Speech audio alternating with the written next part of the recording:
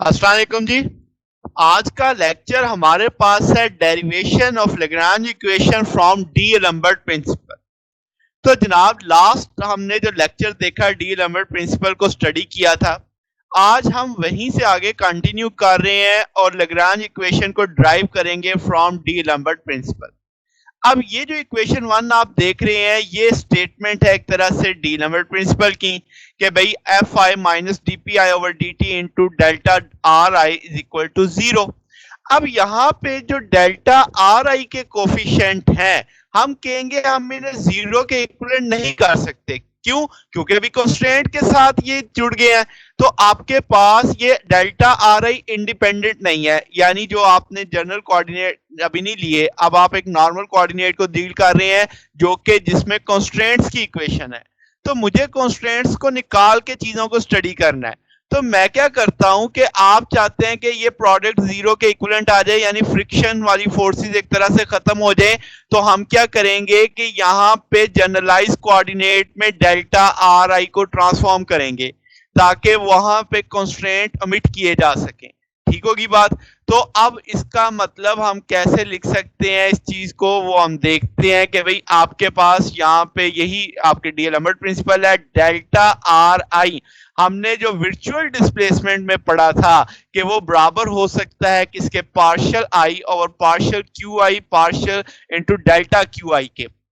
तो जनाबे वाला, अब मेरे पास जो है, मेरे पास तो डेल्टा आर आई है, तो मुझे अपने लिहाज से इसे चेंज करना है। डेल्टा आर आई को हम कैसे लिखेंगे, पार्शियल आर आई, और Q को J में हम कन्वर्ट कर देंगे। जो I है वो 1 से n तक होगा और जो J है वो 1 से 3n माइनस k तक होगा। यानी समझ आ गई बात। यानी अगर आप कैपिटल N की लैंग्वेज में बात करो तो I is equivalent 1 to 3n, जबकि J इज इक्वलेंट है 1 टू 3n माइनस के, यानी जिसमें से कंस्ट्रेंट माइनस कर दिए गए हैं। तो I और J में फर्क समझ आ रहा है।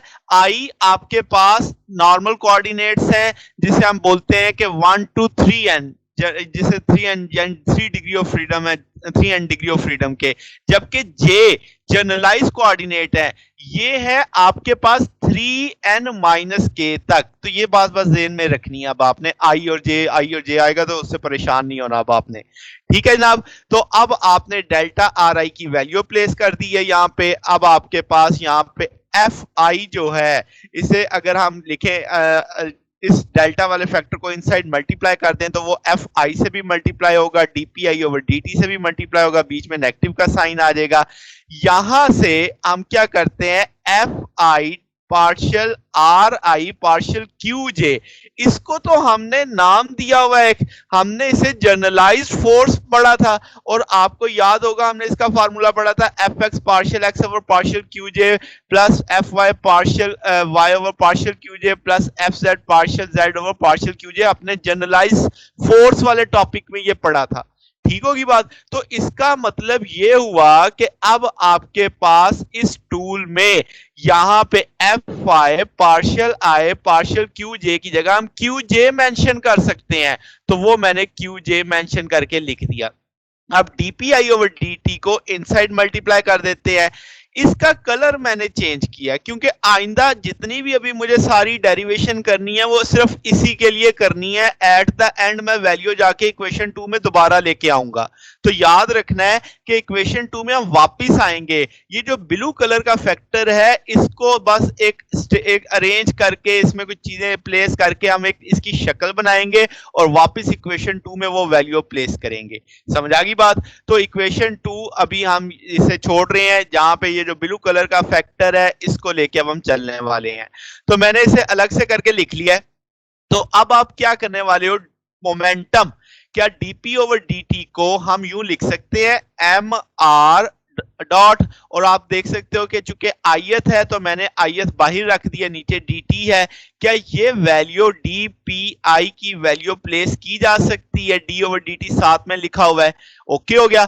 अब आप क्या करने वाले हो, इस स्टेप में से m अगर हम बाहर निकाल लें और d ओवर डी टी को आर के साथ डिफरेंशिएट कर दें तो क्या आर के ऊपर डबल डॉट आ जाएगा, यानी 2 टाइम्स सेकंड डिफरेंशियल हो गया आर का। समझ आ गई बात? तो अब आपके पास ये जो चीज बनी partial R I partial QJ delta QJ, जिसका कलर मैंने मैजेंडा किया है, ये चीज तो मुझे डेल्टा आर के बारे में समझाती है।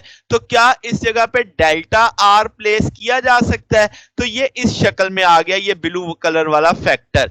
समझ आ गई बात? अब मुझे ये अभी यहां से मुझे एक स्टेप फिर देखना है। तो जनाब आपने क्या किया कि यहाँ पे डीपीआई ओवर डीटी था, डीपी मोमेंटम की वैल्यू लगाई M R dot, R dot का मतलब वेलोसिटी यहाँ पे आ जाएगा, तो आर आपने एम कांस्टेंट होने के नाते बाहर लेके D over D T R dot का लिया, तो वो सेकंड ऑर्डर डिफरेंशियल आ गया आपके पास।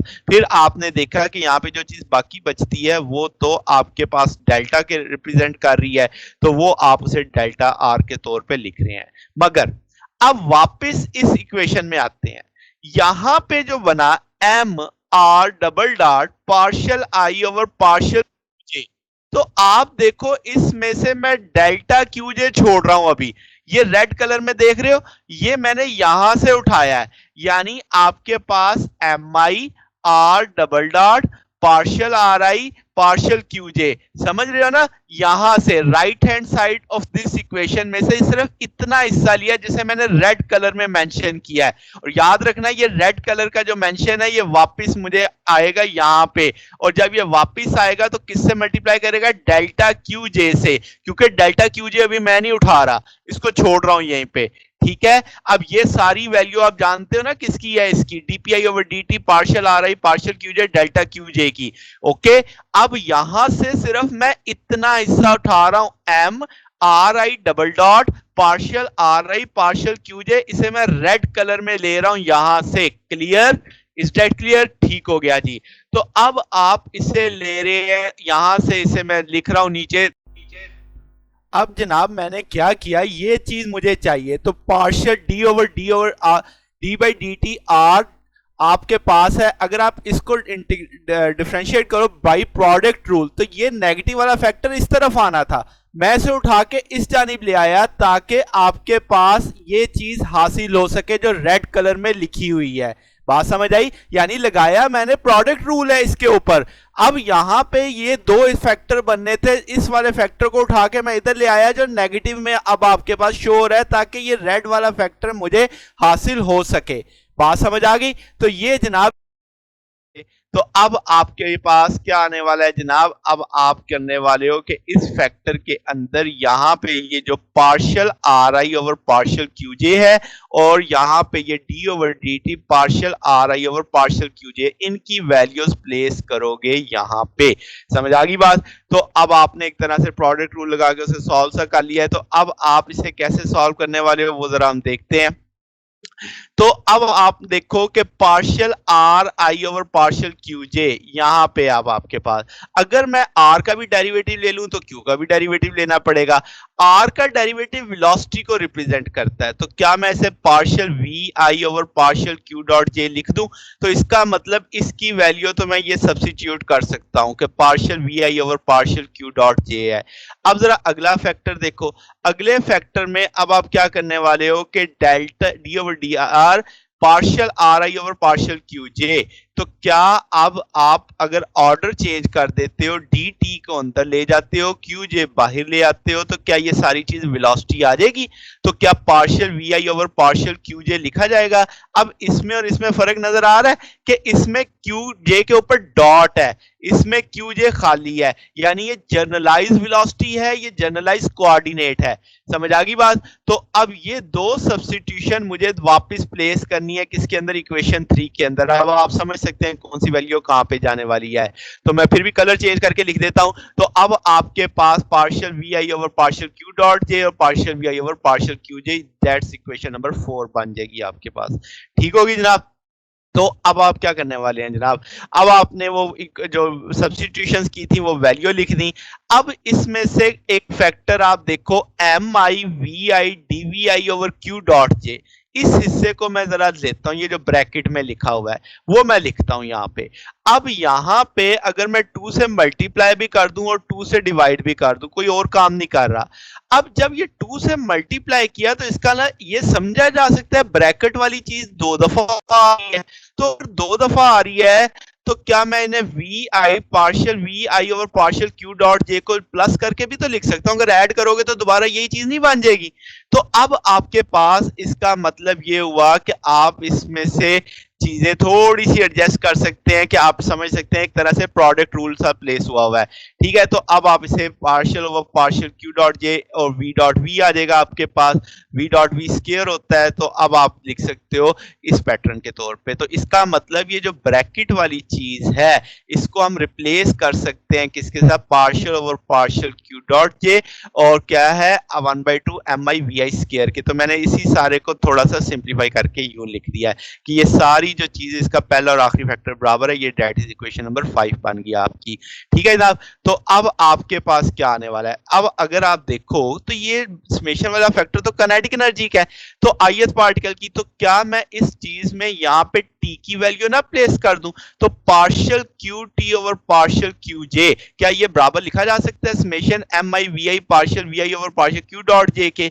इसका मतलब ये जो ब्रैकेट इक्वेशन नंबर 4 में चीज लिखी हुई है, क्या इसकी जगह हम partial T over partial Q dot जे प्लेस कर सकते हैं।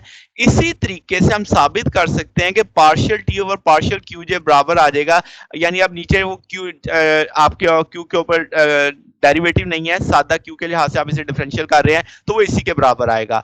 अब आपके पास ये वाला फैक्टर भी, ये वाला फैक्टर भी जो 5a और 5b में है, ये सारे इक्वेशन 4 में प्लेस है। इक्वेशन 4 में देखें तो ये इक्वेशन 4 में ये आपके पास है और ये वैल्यू, इन दोनों की वैल्यूज इक्वेशन 4 में प्लेस की जा सकती है। इक्वेशन 4 मैंने समझाने के लिए साइड पे लिख दी। तो क्या हम यहाँ पे ये ब्रैकेट वाली चीज की जगह पे लिख सकते हैं partial T over partial Q dot J, और क्या इस सारे की जगह लिख सकते हैं partial T over partial Q J, वो वैल्यू हमने प्लेस कर दी। अब ये सारा जवाब उस रेड वाले फैक्टर का आ रहा है जो हम शुरू में सपोज करके चले, जिसकी वैल्यू निकाली थी। तो वो अब मैंने जैसे कहा था i फ्रॉम 1 से n तक है, j from 3n minus k तक है। तो आपके पास वो जो रेड वाली वैल्यू है वो हमने वो ब्लू वाले फैक्टर में से निकाली थी, तो जिसमें से पार्शियल क्यूजे मैं पीछे छोड़ के आया था। अब मैंने वापस उस जगह पे प्लेस किया, तो मैंने पार्शियल क्यूजे से इस वाले फैक्टर को क्या कर दिया, मल्टीप्लाई कर दिया। याद है ना, पीछे मैंने याद करवाया था कि आप सिर्फ पार्शियल क्यू जे को छोड़ के बाकी फैक्टर उठा रहे हो। तो अब आपके पास ये इक्वेशन नंबर 7 बन गई है। ये जवाब आ चुका है उस ब्लू वाले फैक्टर का जो हमने 2 में से निकाला था। तो ये वैल्यू दोबारा हम प्लेस कर देंगे किसमें, इक्वेशन 2 में। अब ये इक्वेशन 2 है आपके पास, आपको याद होगा पहले हमने सिर्फ इस वाले फैक्टर को उठा के चले थे। तो अब ये वैल्यू जब यहाँ पे प्लेस हो जाएगी तो इसमें डेल्टा क्यू जे इसमें भी है, डेल्टा क्यू जे इसमें भी है, कॉमन लेके जीरो किया जा सकता है। अब चूंकि हम जनरलाइज कोऑर्डिनेट में चल रहे हैं तो ये इंडिपेंडेंट होते हैं।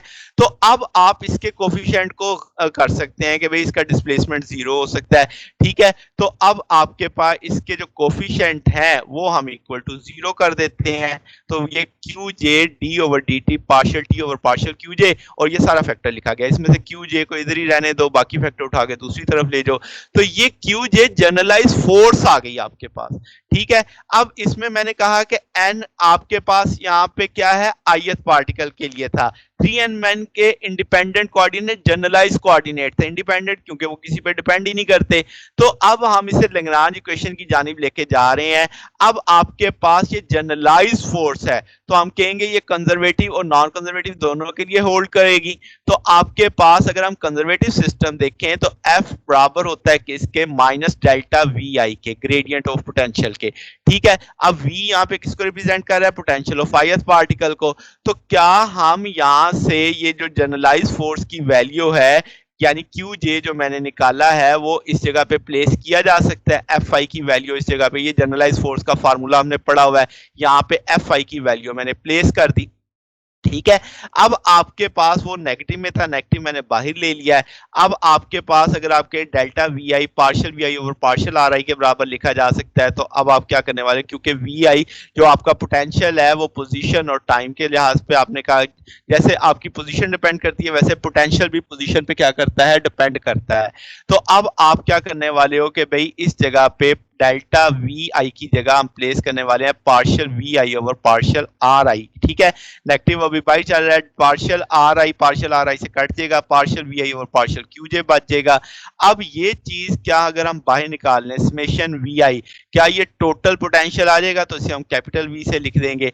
अब आपके पास क्यू जे की वैल्यू आ चुकी है, क्या ये क्यू जे की वैल्यू मैं वापस इक्वेशन नंबर 9 में ना प्लेस करूं जो मैंने बनाई थी अभी लास्ट में, तो क्यू जे में आप क्या लिखोगे, minus partial V over partial Q J, capital V potential को जाहिर कर रहा है। अब आप यहां से क्या करोगे, नेगेटिव का दूसरी तरफ जाएगा तो पॉजिटिव में आ जाएगा, इक्वल टू जीरो आ जाएगा। अब अगर आप देखो तो ये भी पार्शियल क्यू जे है, ये भी पार्शियल क्यू जे है, तो क्या इसे कॉमन लिया जा सकता है, एलसीएम कह लो, सादा लफ्जों में उठा लिया आपने। तो अब आपके पास क्या आने वाला है, यहां से आपने इसे इकट्ठा करके एक तरह से लिख दिया है, तो नेगेटिव कॉमन लिया, नेगेटिव अंदर चला जाएगा तो दोबारा से वही ऊपर वाली शक्ल बन जाएगी। अब यहाँ पे ये टी लिखा हुआ है और हम जानते हैं पोटेंशियल एनर्जी सिर्फ पोजीशन का फंक्शन है, वो जनरलाइज कोऑर्डिनेट पे डिपेंड ही नहीं करता। तो हम ये आप कर सकते हैं इस इक्वेशन में, ये आप ऐड कर सकते हो, क्योंकि जब डिफरेंशियल लोगे तो वैसे ही जीरो हो जाएगा, क्योंकि वो उस पर डिपेंड ही नहीं करता। तो वो आपके पास उसका होना ना होना यहाँ पे मेंशन करने से कोई नहीं बनेगा, फर्क नहीं पड़ेगा, मगर मेरी इक्वेशन में एक सिमेट्री आ जाएगी। तो अब आप वो वैल्यू प्लेस कर रहे हो, वो आपने क्यू डॉट जे के साथ partial V over partial Q dot J आपने प्लेस कर दिया वहां पे। अब टी माइनस वी एक चीज आ रही है, यहां पे लैग्रांजियन फंक्शन बना है L is equal to T minus V, इसका जहां जहां टी माइनस वी आ रहा है वहां वहां हम L प्लेस कर सकते हैं। तो ये चीज आपके पास लैग्रांज इक्वेशन कहलाएगी, इक्वेशन नंबर 15 जो बनी आपके पास। तो जनाब अब आपने देखा कि आपने डी एलम्बर्ट प्रिंसिपल से लेके चले, वहां पे आपने जो आपके पास कोऑर्डिनेट से उसे जनरलाइज कोऑर्डिनेट में शिफ्ट किया, फिर उसे सॉल्व आपने इनसाइड मल्टीप्लाई करके वहां से एक फैक्टर को लेके सॉल्व करते हुए उसे काइनेटिक एनर्जी की टर्म में लिया, फिर हमने फोर्स को कंजर्वेटिव मान के वो उसे भी जनरलाइज फोर्स के पैटर्न पे रिप्रेजेंट किया। वहां से दोनों जनरलाइज जो कंपोनेंट आ गए थे फोर्स के उनको इक्वेट करके वहां से हमने ये बेसिकली इक्वेशन बनाई जो लैग्रांज इक्वेशन कहलाती है, जो इक्वेशन नंबर 15 की सूरत में आपको नजर आ रही है। यहाँ पे एल क्या है, लैग्रांज, टी यहाँ पे किसको जाहिर कर रहा है, kinetic energy of the system, V किसको जाहिर कर रहा है, potential energy of the system. तो ये आपके पास इसे ऑर्डर लैग्रांज इक्वेशन भी बोलते हैं, मोस्टली दोनों नाम ही चलते हैं, Lagrange equation, order Lagrange equation, तो इससे कोई फर्क नहीं पड़ता, जैसे मर्जी आप इसे बोल लें। अब इसे इस्तेमाल कैसे करेंगे वो तो आगे चल के हम देखेंगे, इसकी ढेर सारी एग्जांपल्स हम देखेंगे। फिल वक्त तो हमने इसका प्रूफ किया है, आने वाले लेक्चर्स में भी अभी 3-4 लेक्चर्स हमारे ऐसे ही चलने वाले हैं जिसमें हम अभी इन फ्यूचर देखेंगे generalize kinetic energy, generalize momentum, फिर इसी लैग्रांज इक्वेशन को मैं आपको समझाऊंगा पोलर कोऑर्डिनेट्स के अंदर, स्फेरिकल पोलर कोऑर्डिनेट्स के अंदर। उसके बाद जाके हम इसके न्यूमेरिकल जो इसके प्रॉब्लम आते हैं जिसको सॉल्व कैसे करते हैं, इसका फायदा क्या है, वो सारी चीजें आपको समझ आनी शुरू हो जाएंगी जब हम इसके प्रॉब्लम सॉल्व करना शुरू करेंगे। तो ये जनाब हमारी अभी आउटलाइन है। तो अगर आपको इसमें कोई बात पूछनी हो तो नीचे कमेंट्स में पूछ सकते हैं। वीडियो अच्छी लगी है तो वीडियो को लाइक कीजिएगा, दोस्तों के साथ शेयर कीजिएगा, चैनल को भी सब्सक्राइब कर दीजिएगा। अब तक के लिए इतना ही, बाकी इंशाल्लाह फिर नेक्स्ट देखेंगे। ओके, अल्लाह हाफिज।